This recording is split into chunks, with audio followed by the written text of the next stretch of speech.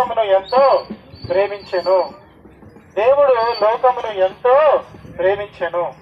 ఇక్కడ ఈ మాట కనుక మనం అర్థం చేసుకుంటే 3 పదాలు కనిపిస్తాయండి. ఒకటి ఏంటంటే దేవుడు, రెండోది ఏంటంటే లోకము, మూడోది ఏంటంటే ఎంతో ప్రేమించెను. మనకి ఈ మాట విన్నప్పుడు మనకు ఒక చిన్న ఒక అనుమానం రావాలి. ఏంటంటే ఎవరు అసలు ఆ దేవుడు, అసలు ఎవరి లోకము, అసలు ఆ దేవుడు ఎవరు మనల్ని ఎంతో ప్రేమించాడు అనేది మనం ఏంటంటే మొట్టమొదటిగా తెలుసుకోవాలండి. మరి ఎవరి దేవుడు అంటే సాక్షాత్తు ప్రభు అయిన యేసుక్రీస్తుల వారు.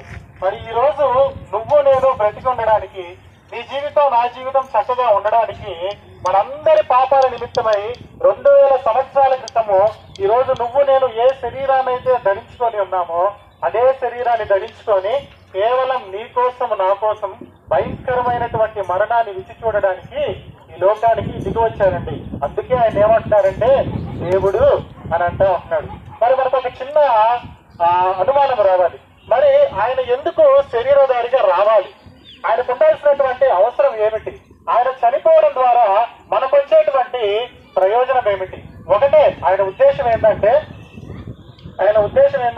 ఒకటే రెండు ఆయనకు ఉద్దేశం, ఎవరు కూడా ఈ లోకంలో పరిశుద్ధులుగానే ఉండి చనిపోవాలని ఆయన యొక్క ప్రధానమైనటువంటి ఉద్దేశం అండి.